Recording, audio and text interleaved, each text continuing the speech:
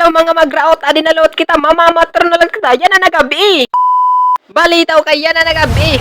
Kay adi na, nagliniwan-liwan na liwat kami, kay makadunalot kami. Hit pamatron! Daw di nila ini. Kabarangay kan Lapwas, Purok Gis, Sakop, Hangkat, Balugan City.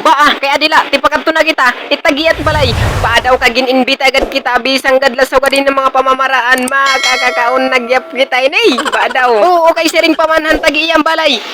Ayaw nagad kuno kamo pag tinuon kay di dinalakaon kay patron man nga diamon. Tuman nagikita maniyot na mga nawo nga di na kami namamatron na kami ba daw ka makarawod. Napistiho na awod pa niya ering adi na ngani na alamlam nat natawo ba daw kadagmulit nawong.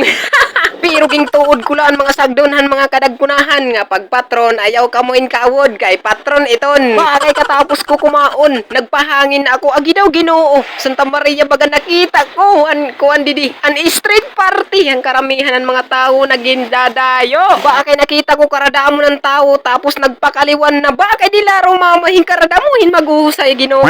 Kay ginuhulat ko wadlaan kawaray kami TV 2.0 yan shout out ngayon mga kabataan na nagsasayaw-sayaw na kay kay di lahar mamay kay sayaw pala di ka gudman makakakuan kay magtutuwad-tuwad ka guding kaupay sayaw it mga budots didi. Ang mga followers ko ngayon didi hakan Lapwas kat Balugan City siguro pamilyar ka mo na lugar. Ayan may parmasi nga didapit tapos matadong kang adto tipakadto may simbahan. Waray gadla ako magisayaw kay naud ako kay waray ako iggarala kay tungod nga waray ako sa laping istiyo na ako nalaging buhat nagkinangita na lakoin mga tao dida na nagpipinan nga di amo gyapon nakita akon kay vlogger kuno vlogger ginuhulat ko ngayon ang kawari kami TV 2.0.